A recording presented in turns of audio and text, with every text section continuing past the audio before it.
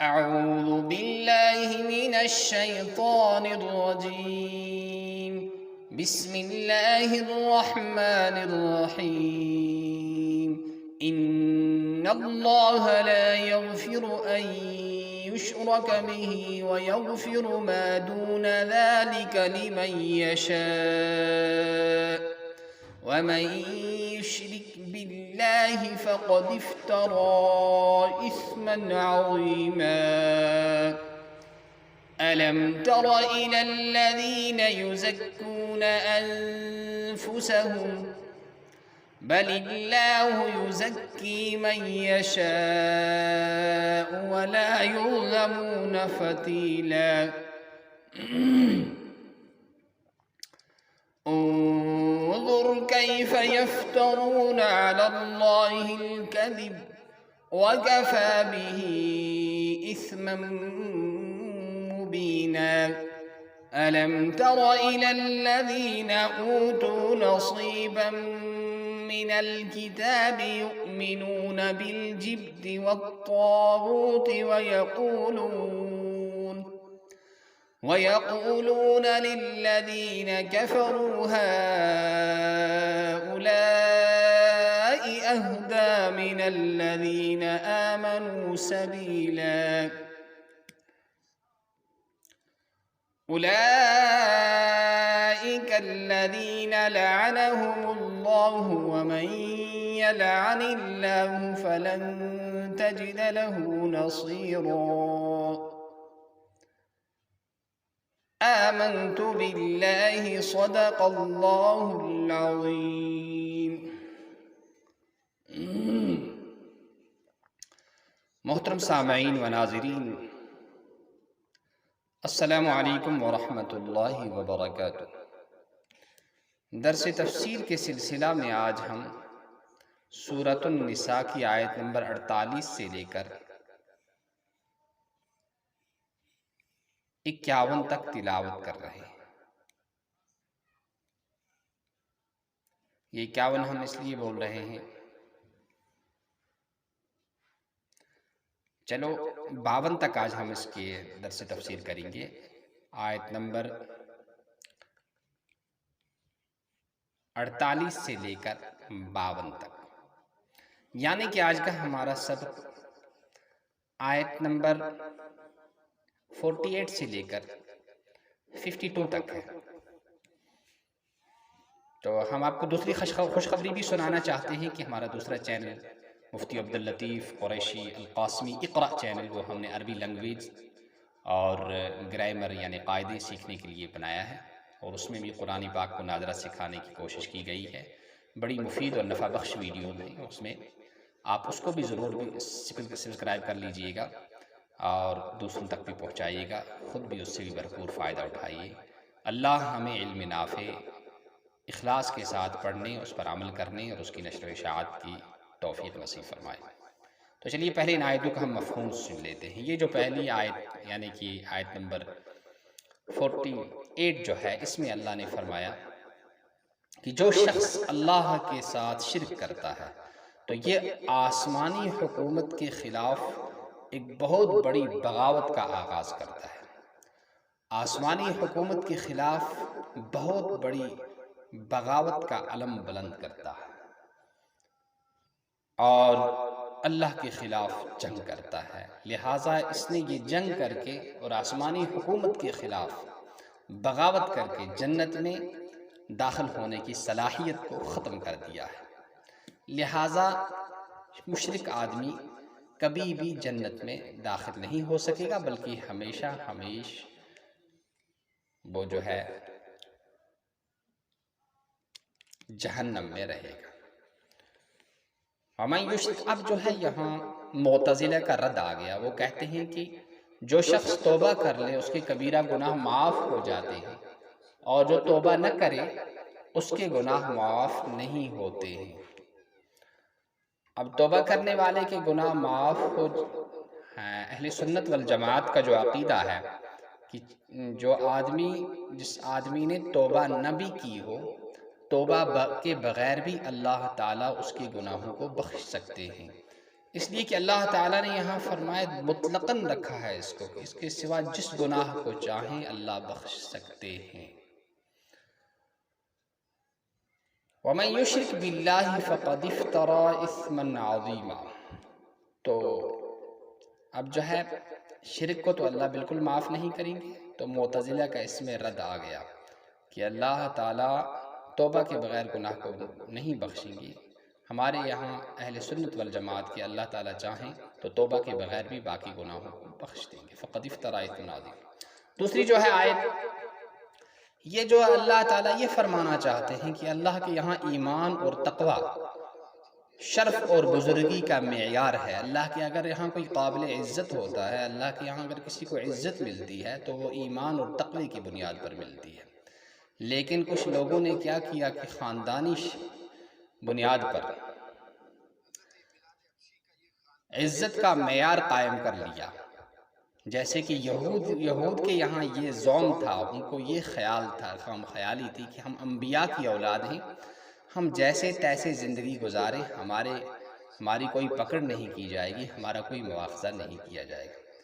اسی طرح سے ہندو میں جو ہیں چھتری اور برہمن، یہ لوگ بھی اپنے آپ کو مقدس لوگوں کی اولاد ہونے کی وجہ سے اپنے آپ کو مقدس سمجھتے ہیں۔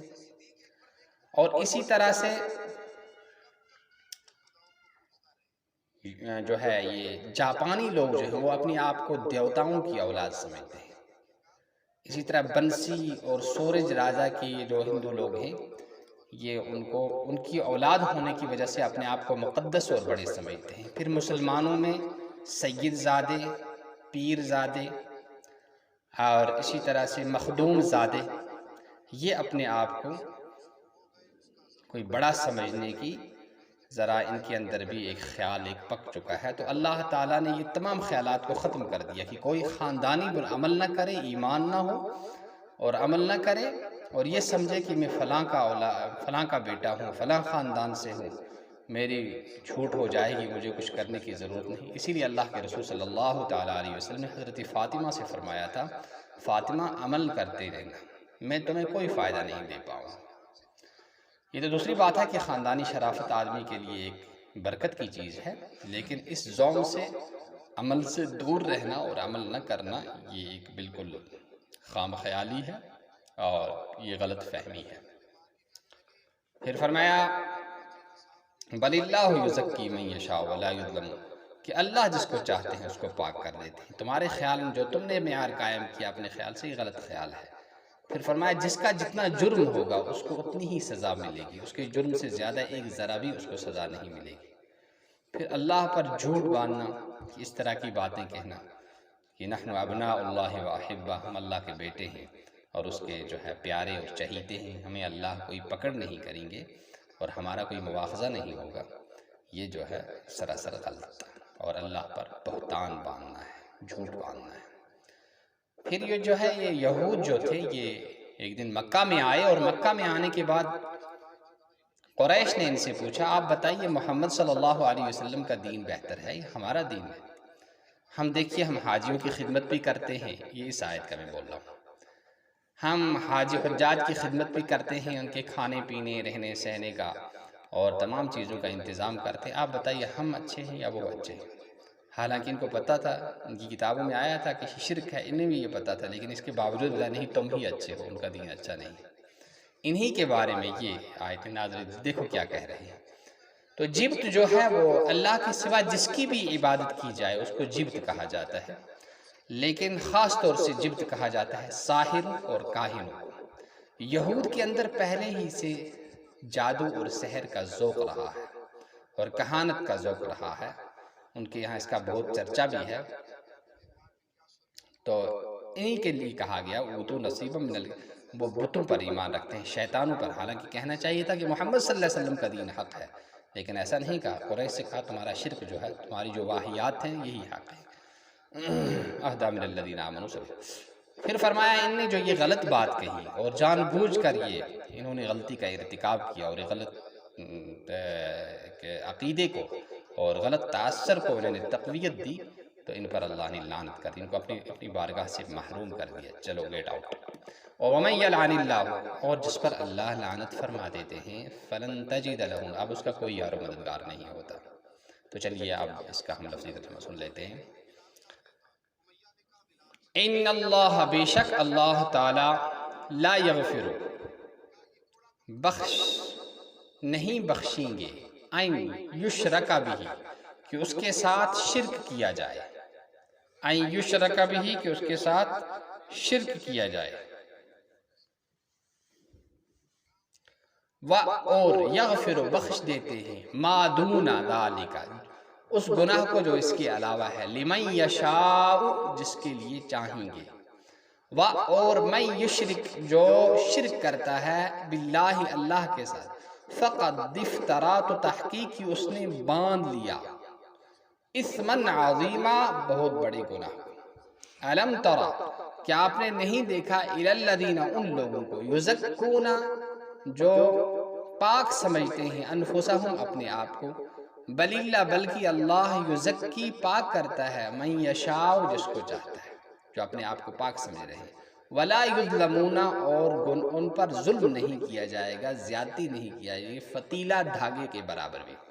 انظر، آپ دیکھیے، کیف یفترون، کیسے باندھ رہے ہیں وہ، گڑھ رہے ہیں، اللہ، اللہ پر، الکذب، جھوٹ، اور کفا باللہ، کافی ہے، وکفا بہ، اور یہ کافی ہے، اثما مبینہ، کھلا گناہ ہونے کو۔